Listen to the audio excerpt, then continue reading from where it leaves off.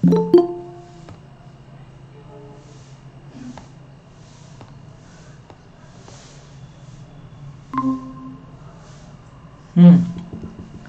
कल के बाद से आज स्टार्ट करते हैं हम लोग। ठीक है। मैंने कल तुम्हें पढ़ाया था माइक्रो कैनोनिकल एनसेम्बल के बारे में। तो ये मैंने आपको समझाया था, सिग्मा इज इक्वल टू कितना होता है, sigma is equal to n log of v upon n and 4 pi m u upon 3 n h² 3 n plus something. तो इसे बोलते हैं, ये होती है entropy.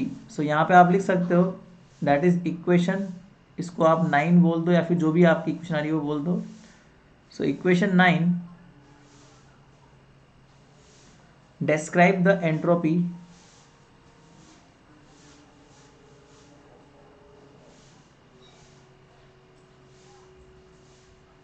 describe the entropy for ideal gas, for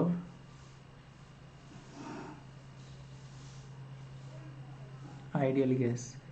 अब इसकी कुछ एप्लीकेशंस हैं जो हम लोग पढ़ते हैं इस वाली माइक्रो कैनोनिकल की, तो इसकी एप्लीकेशंस भी आपसे पूछी जा सकती है।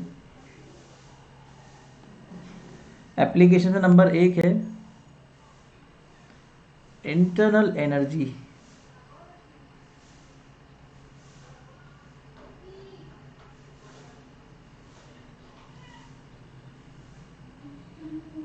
तो इंटरनल एनर्जी है यू, इसे बोलते हैं यू। ठीक है। तो यू का फॉर्मूला क्या होता है, यू निकालने का तरीका क्या होता है। यू निकालने का मेथड बहुत आसान सा है एक्चुअली में। दैट इज, चूंकि हम ये बात जानते हैं कि 1/टॉ, टॉ मतलब होता है टेम्परेचर, तो d sigma upon D you होता है, ये आप लोग याद भी रख लेना। तो अब अगर मुझे इक्वेशन नंबर 10 में D sigma upon D you चाहिए, तो मुझे इक्वेशन नंबर 9 को यू के रेस्पेक्ट में डिफ्रेंशिएट करना पड़ेगा। तो जब मैं इक्वेशन 9 को यू के रेस्पेक्ट में डिफ्रेंशिएट कर देता हूँ, तो ये मेरे पास कितना हो जाएगा, देखिए del upon del u, u के रेस्पेक्ट में ही डिफ्रेंशिएट करना है ना आपको।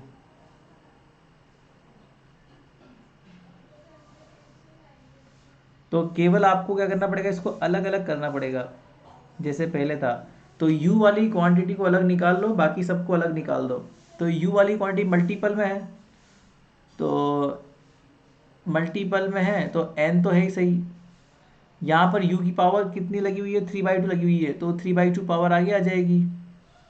और यहाँ पर ln u और बाकी सभी क्वांटिटी प्लस में जाके साइड में चली जाएगी, दैट इज n ln। अब u के अलावा क्या क्या बचा, v अपॉन n अलग रख दो, 4 पाई अलग रहने दो, m u को आपने बाहर निकाल ही लिया। So 3 n h² to the power 3/2 plus 5n/2। अब अगर आप लोग इसका u के रेस्पेक्ट में पार्शियल डिफरेंशियल करते हो तो केवल u का ही डिफरेंशिएशन होगा। तो u का डिफरेंशिएशन क्या हो जाएगा, ln u का 1/u हो जाएगा। ln u का क्या हो जाएगा, 1/u, that is 1/u। So ln u को डिफरेंशिएट करने पर कितना आ गया, 1/u आ गया। और बाकी सभी का जीरो हो जाएगा, बिकॉज कहीं पर u का फंक्शन है नहीं, तो ये सब जीरो हो जाएगा। और अगर इक्वेशन नंबर 10 का मैं यूज़ करता हूँ तो d sigma upon D you बराबर कितना हो जाएगा, 1/टॉ। टॉ मतलब यहाँ पर टेम्परेचर है बेटा, ठीक है ना, एक तरह से टेम्परेचर ही है। तो आप लोग आइडियल गैस में ये बात हमेशा जानते हो कि अगर 3n/2 का वैल्यू क्या है मेरे पास, 1/टेम्परेचर है, तो इसका मतलब हमारे पास u कितना हो जाएगा, 3/2 n। पर यहाँ पर जो टॉ है टेम्परेचर है ना, यहाँ पर एक इनिशियल टेम्परेचर टॉ जो है,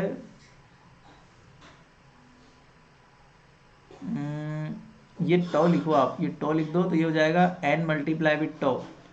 टॉ का वैल्यू होता है n t, sorry not for n t, that is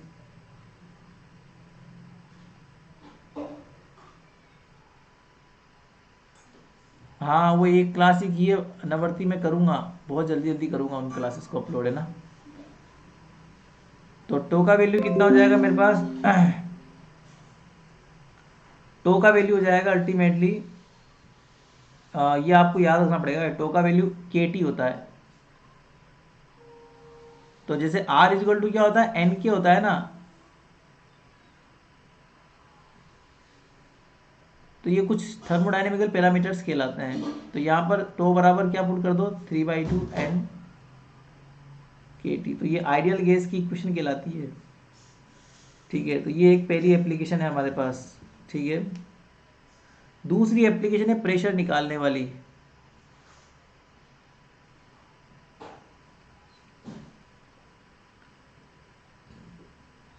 second equation है प्रेशर निकालने वाली। तो प्रेशर अगर आपको निकालना है तो प्रेशर के लिए एक इक्वेशन याद करनी पड़ेगी आपको पहले, और वो इक्वेशन है P upon tau is equal to d sigma upon d v. इसका मतलब आपको सिग्मा को V के रेस्पेक्ट में डिफ्रेंशिएट करना है, इसको 11 नंबर नाम दे दो। सिग्मा को V के रेस्पेक्ट में डिफ्रेंशिएट करना, ये सिग्मा ऊपर लिखा हुआ है इक्वेशन नंबर 9 में। तो इसमें V को अकेला कर लो, बस इस V को अकेला कर लो और बाकी सबको अलग कर लो, तो ln V आ जाएगा, बाकी सबको साइड में भेज दो, वही प्रॉपर्टी लॉग की प्रॉपर्टी लगा दो। तो अगर मैं इक्वेशन नंबर 9 का यूज़ करता हूँ, d sigma upon d v मुझे निकालना है, मतलब डेल वी होता है वैसे तो वो, तो वही एन लॉग ऑफ वी, और बाकी सब मल्टीपल में है तो वो सबको आगे भेज दो।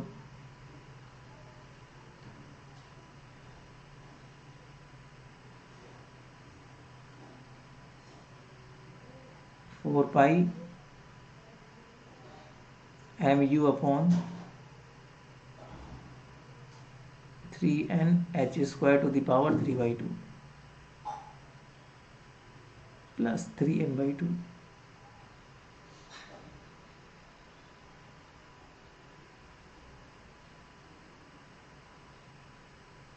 तो कहीं पर भी v नहीं है तो सबका v के रिस्पेक्ट में डिफ्रेंशिएशन 0 हो जाएगा, बस केवल यहाँ पर n बचेगा और यहाँ पर v बचेगा, क्योंकि ln v का क्या होता है 1, बाकी सब 0। ln v का 1 अपॉन v होता है, तो del sigma upon del v बराबर कितना हो जाएगा, n upon v। So from equation 11 हम ये बात बोल सकते हैं कि ये बराबर कितना हो जाएगा, p अपॉन टाउ। तो we can say that is p upon tau is equal to n upon v. So the pressure will be n tau upon, वही tau बराबर n kt होता है, तो p इज इक्वल टू क्या हो जाएगा, n kt upon v। अब बताओ, आपने ये इक्वेशन देखी है ना, this is simply ideal gas equation, p v is equal to n k t, या फिर nRT। अगर नंबर ऑफ मोल्स की फॉर्म में लिखोगे तो नंबर ऑफ मोल्स की फॉर्म में nRT होता है। तो ये निकल चुकी है इक्वेशन, तो ये इक्वेशन इसी तरीके से आती है। थर्ड एप्लीकेशन है केमिकल पोटेंशियल। अगर आपको कुछ अगला एप्लीकेशन निकालना, that is a chemical potential.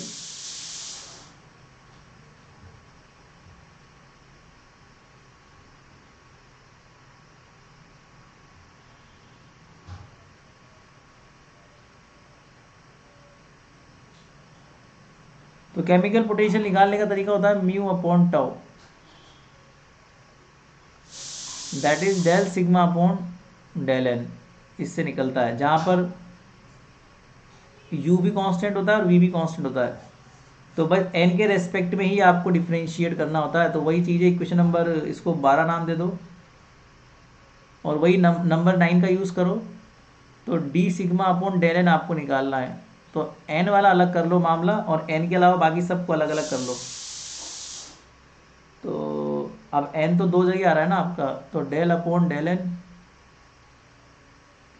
एक तो एन आपका यहाँ पर भी है, तो एन को अकेला कर लो, ठीक है।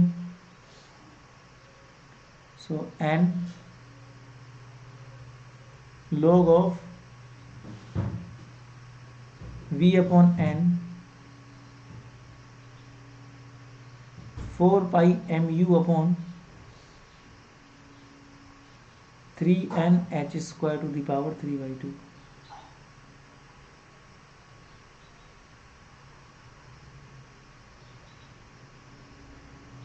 प्लस, अब यहाँ पर n बहुत जगह आ रहा है तो आपको मल्टीपल करने पड़ेंगे डिफ्रेंशिएट। पहले इस n का डिफ्रेंशिएशन कर लो और फिर बाकी सारे n को कांस्टेंट रखो। तो अगर मैं पहले वाले n को डिफ्रेंशिएट करता हूँ तो 1 हो जाएगा, उसका मल्टीपल जो है उसका मल्टीपल वही का वही रहेगा, दैट इज n का multiple v upon n, 4 pi m you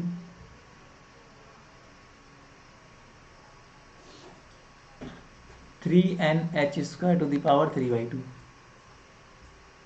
अब इस n को कांस्टेंट रखो और अंदर वाले का जो है डिफ्रेंशिएट कर दो, मतलब v अपॉन मतलब ln की वैल्यू अगर हम डिफ्रेंशिएट करते हैं तो ln को डिफ्रेंशिएट करने पर कितना आता है 1 अपॉन समथिंग, तो 1 अपॉन v अपॉन n,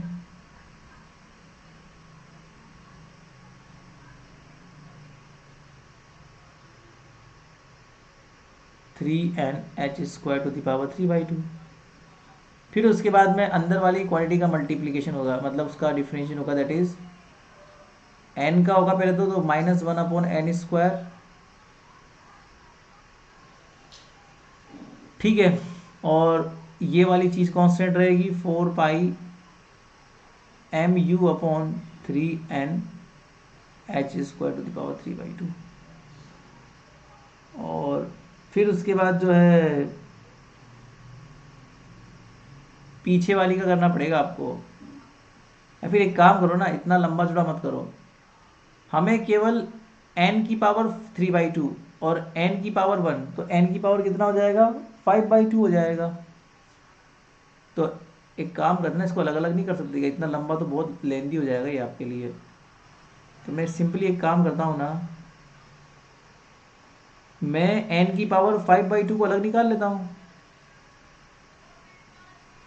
मेरे को डिफ्रेंशिएट करना है तो मैं एक काम करता हूँ ना, n की पावर ln 1 अपॉन n की पावर 5/2 लिख देता हूँ ना, यहाँ पे जल्दी हो जाएगा। हालांकि ये बाकी सब भी आएंगे बट वो प्लस या माइनस में आ जाएंगे, तो वो तो वैसे भी n के रेस्पेक्ट में जीरो है, मैं तो केवल n का फैक्टर देखना है मुझे तो। और फिर इधर पीछे क्या बच रहा है 5/2 बच रहा है, तो बच ही जाए, तो ये ईजिली हो जाएगा ये। आगे देखो, तो ये मेरे पास क्या हो जाएगा minus mu upon to,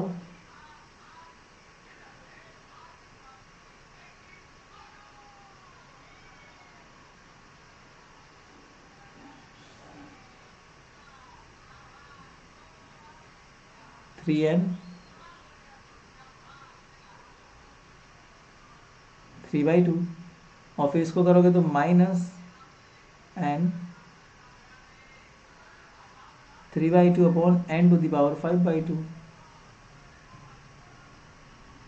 and n to the power 3/2। तो पावर आगे जाती है और एक कम हो जाती है ना, चाहिए 5/2 आगे आएगी ना, तो ये 5/2 आगे जाएगी और एक कम हो जाएगी, तो वहाँ पर कितना हो जाएगा n to the power 3/2 plus 5/2। अब इसको सॉल्व कर लो, सारे ही ln को जो इकट्ठा कर लो, तो सभी ln को इकट्ठा करोगे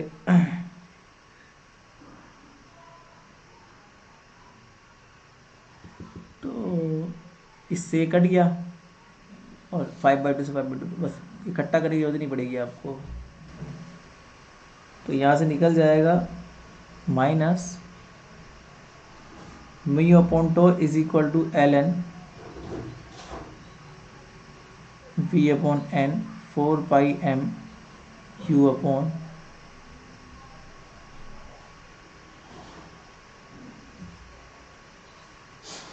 3/2। तो यहाँ से हम ये बात जानते हैं कि u इज इक्वल टू क्या होता है, we know that u is equal to होता है 3/2 n के टी। तो ये वैल्यू आप जैसे पुट करोगे यहाँ पर, तो ये कितना हो जाएगा ln v upon n 4 pi m dot 3/2 n के t upon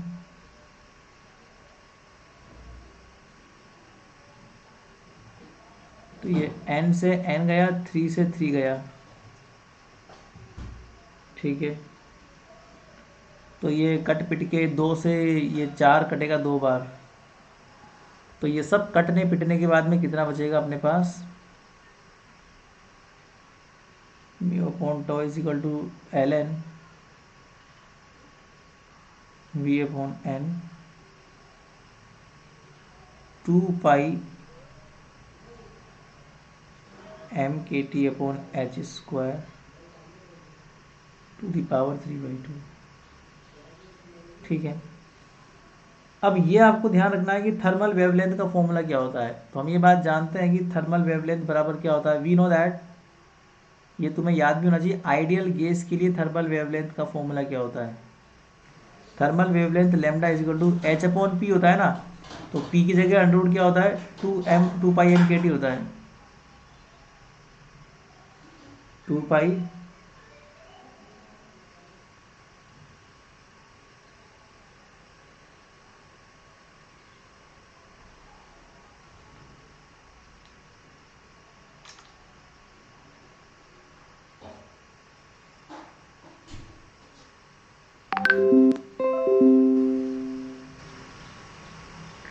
just hold down.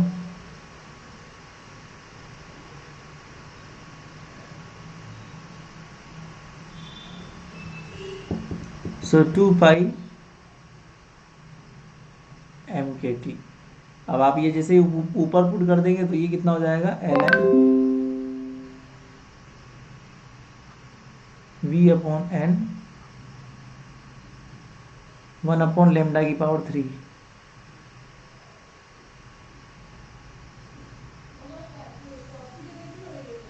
हम्म तो ये तुम्हारे पास मामला है। तो हमारे पास क्या हो जाएगा, इस तरीके से ये काम बन जाएगा। अब अगली एप्लीकेशन की बात करते हैं, स्पेसिफिक हीट। नेक्स्ट है स्पेसिफिक हीट।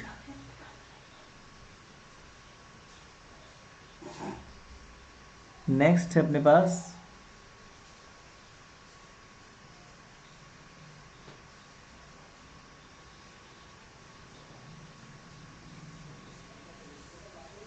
स्पेसिफिक हीट होती है c v is equal to del u upon del t. अब आपको पता ही है यू बराबर कितना होता है,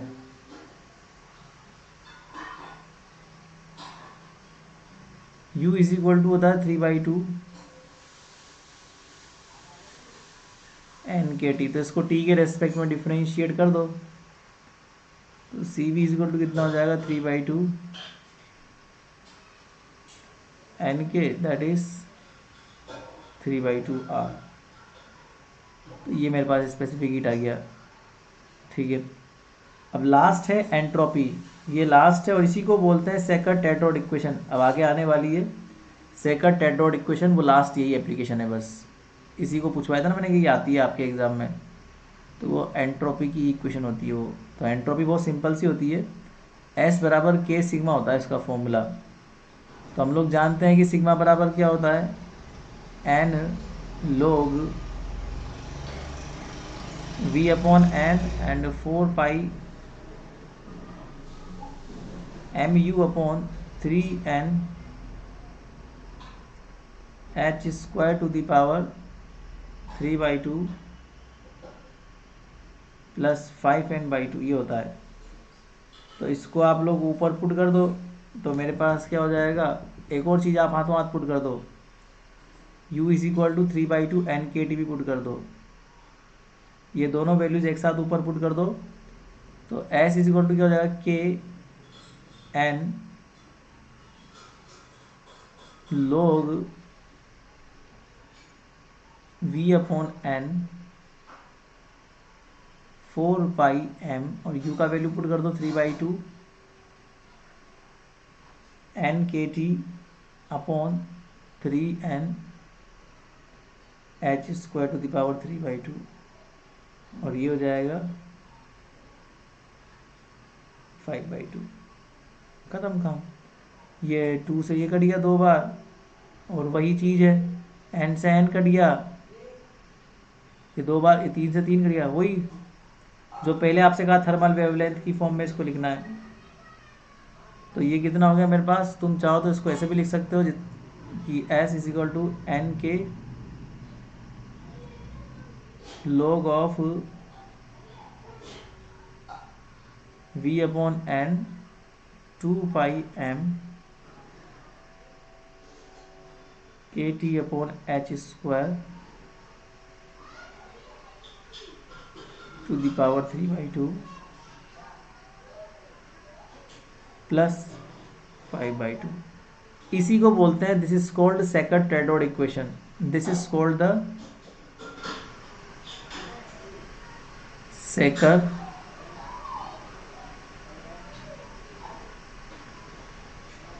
इक्वेशन। एक बात ध्यान रखना हमेशा, आप चाहो तो इसको थर्मल वेवलेंथ की फॉर्म में भी लिख सकते हो, वो भी आपका आंसर हो सकता है, that is S is equal to k n and log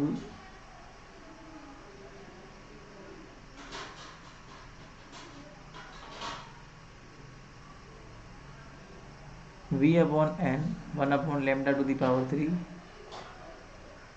plus 5/2, that's it. तो ये तुम्हारा आंसर है फाइनल, और ये तुम्हारा माइक्रो कैनोनिकल एंसेंबल होता है कंप्लीट। ठीक है, अब इसके बाद ना कैनोनिकल एंसेंबल पढ़ना है जिसमें पार्टीशन फंक्शन वगैरह आते हैं कि भाई पार्टीशन फंक्शन क्या होता है, पार्टीशन फंक्शन की एप्लीकेशंस क्या होती है, पार्टीशन फंक्शन रियल केस के लिए क्या होता है। तो जो कुछ भी है what ever about the partition function, वो सब कैनोनिकल एंसेंबल में ही आता है। तो जो अगला पोर्शन है आपका वो है कैनोनिकल एंसेंबल, जहाँ से आपका प्रश्न बनता है, बस इसके बाद ये यूनिट में कुछ नहीं बचेगा। ठीक है।